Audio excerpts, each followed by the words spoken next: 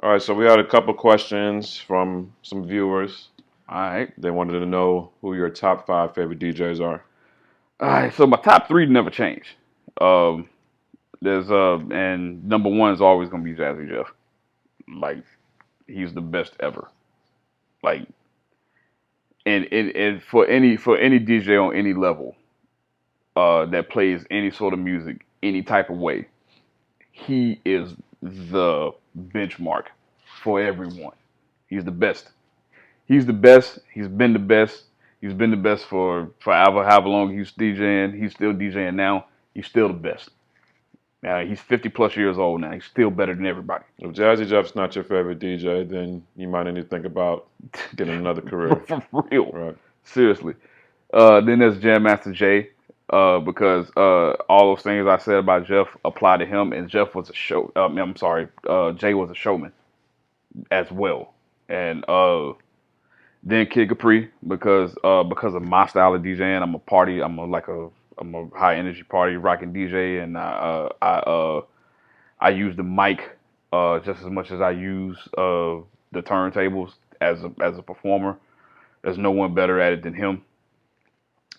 And then my other two favorite DJs, I've it changes over time. There's so many good DJs around that I really enjoy listening to, but the two guys who I enjoy most are there's a guy from he's from South Carolina originally, but he's based in North Carolina and does a lot of work in Atlanta.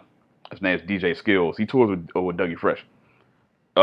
His name's DJ Skills. Phenomenal DJ. Uh, uh, deep musical knowledge.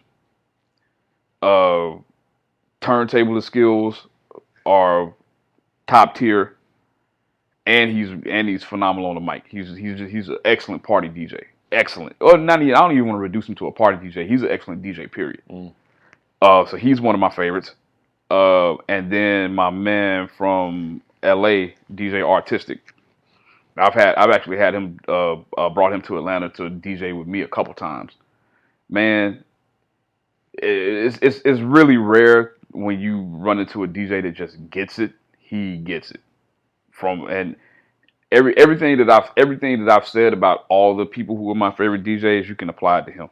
Young too. Yeah, and I think he's in his early to mid 30s, which is in DJ years. It's young. You Yeah, know what it I'm is. saying? Because you don't really you. I didn't believe this until I got to this age, but you really don't hit your peak as a DJ until like you get into your 40s.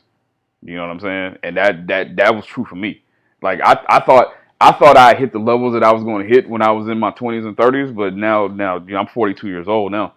But and it didn't really I didn't even really think I had even more of a ceiling. But man, it's now in the past few years I'm way up beyond what I could even imagine.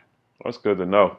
Like You know? because I'm 31 now, so I kind of start looking at DJing. I was like, okay, I think I've done Oh, you've a done a lot. lot. Now you have done a lot though. You But know? I never really thought. But it makes sense because sometimes you gotta look at it as this game. It's the game of whoever's gonna last the longest. Hmm. And if you're there to make it to 40, you're gonna get those. Stuff is gonna come back around to you. I heard that was that's the I now call that when I explain that to other DJs, I call that the AJ Styles theory, because AJ, for as good of a pro wrestler he is, he's one of the best. He's one of the best in the world. Things didn't really start happening to him till he turned 40. Mm. He didn't get to WWE until he was like 39. He traveled all. He'd been in Japan. He did 10 years in TNA. Had done everything you could possibly do on the independent circuit. And once he got to WWE, he got there and he was still AJ Styles. And now he's what, like a 2 or 3 time WWE champion, like a for sure Hall of Famer for sure, and still out here putting on great matches at 43, 44 years old. You know, So if you don't know about Wally, Wally of course is we talk about music, but he's a huge big time, wrestling fan too as well. big time. I'm more of the 90s era.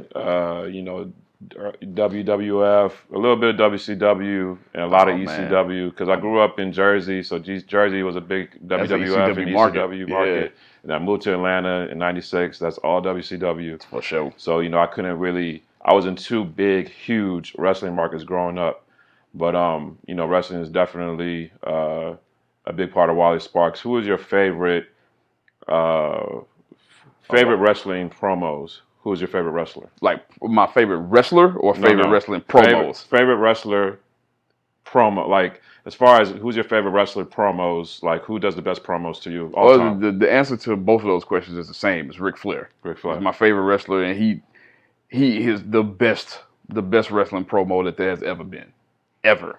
He's the best.